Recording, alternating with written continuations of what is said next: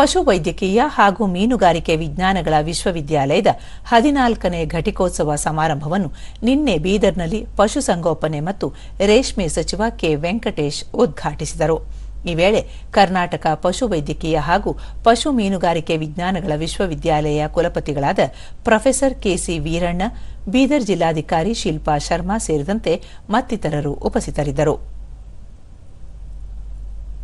ಬಳಿಕ ಸಚಿವ ಕೆ ವೆಂಕಟೇಶ್, ಪದವಿ ಪಡೆದ ವಿದ್ಯಾರ್ಥಿಗಳು ಹೈನು ಮತ್ತು ಮೀನುಗಾರಿಕೆ ವಿಜ್ಞಾನದಲ್ಲಿ ಪರಿಣಿತಿ ಹೊಂದಿದ್ದು ರಾಷ್ಟ್ರಕ್ಕೆ ಅಗತ್ಯವಾದ ಸೇವೆ ಸಲ್ಲಿಸಲು ಜ್ಞಾನವನ್ನು ಬಳಸಿಕೊಳ್ಳಬೇಕೆಂದು ಕರೆ ನೀಡಿದರು.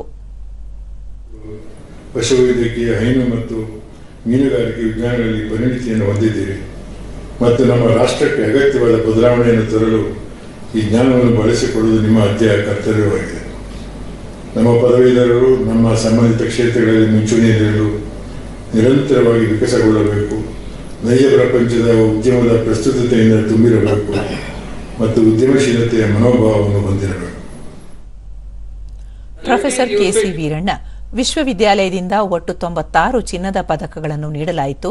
634 ವಿದ್ಯಾರ್ಥಿಗಳಿಗೆ ಪದವಿ ಪ್ರದಾನ ಮಾಡಿದ್ದು, ಅದರಲ್ಲಿ 419 ಸ್ನಾತಕ ಪದವೀಧರರು, 187 ಸ್ನಾತಕೋತ್ತರ ಹಾಗೂ 28 ಡಾಕ್ಟರೇಟ್ ಪದವೀಧರರು ಸೇರಿದ್ದಾರೆ ಎಂದು ಮಾಹಿತಿ ನೀಡಿದರು.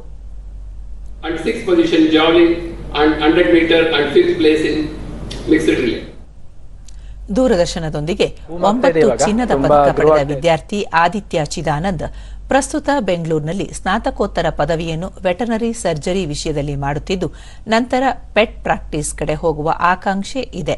ತಮ್ಮ ಸಾಧನೆಗೆ ಕಾರಣರಾದ ಪೋಷಕರು ಹಾಗೂ ಸ್ನೇಹಿತರಿಗೆ ಧನ್ಯವಾದ ತಿಳಿಸುವುದಾಗಿ ಹೇಳಿದರು. ಸೊ ಫಸ್ಟ್ ಕ್ರೆಡಿಟ್ ಎಲ್ಲ ಫುಲ್ ಫ್ಯಾಮಿಲಿಗೆ, ಅಮ್ಮ ಅಪ್ಪಗೆ ಮತ್ತು ತಂಗಿಗೆ ಮತ್ತು ನಮ್ಮ ಫ್ರೆಂಡ್ಸ್ ಎಲ್ಲ ತುಂಬ ಸಪೋರ್ಟ್ ಮಾಡಿದ್ದಾರೆ. ಈವನ್ ವೈಲ್ ಸ್ಟಡಿಯಿಂಗ್ ಎಲ್ಲ ತುಂಬ ಸಪೋರ್ಟ್ ಮಾಡಿದ್ದಾರೆ. ಸೊ ಎಲ್ಲರಿಗೂ big thank you to everybody.